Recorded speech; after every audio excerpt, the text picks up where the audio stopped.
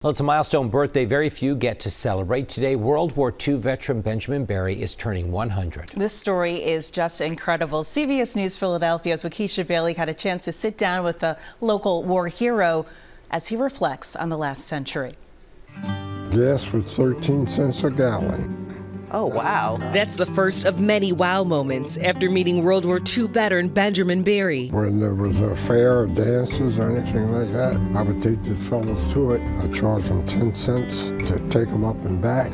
Before stepping foot inside his senior living apartment in Germantown, on display in the hallway is a photograph of his World War II brothers and a map of the Battle of the Bulge. When I joined the veterans of the Battle of the Bulge, there were 33 members. Today, there are only 2.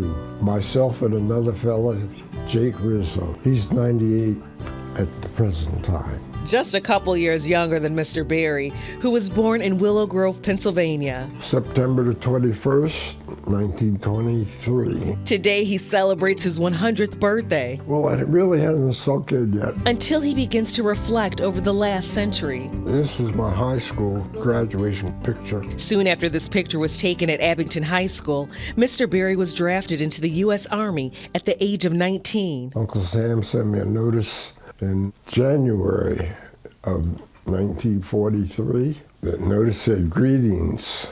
You are now inducted into the United States Army. Uncle Sam needs you." After basic training, he was assigned to the segregated unit, the Quartermasters, a group that transported supplies for the Army, commanded by white officers. We had rifles, we never had any ammunition. In 1944, almost all black GIs were assigned to the service units. Then the call came for Mr. Berry's unit to join the front lines in the Battle of the Bulge. We didn't volunteer.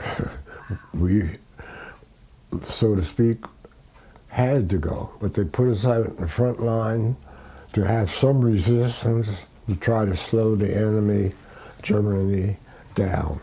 And it worked. Berry was one of more than 2,500 black soldiers who fought alongside white soldiers during Hitler's last major offensive campaign on the Western Front during World War II. Looking back 100 years, some of his best memories were after the war. She said she would wait for me.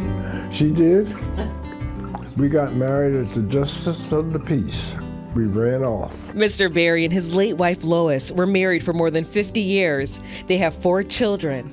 On this milestone of a birthday, he only has one wish. I'm wishing to see you guys here taping me for my 101st. For your 101st. You know, That's a promise?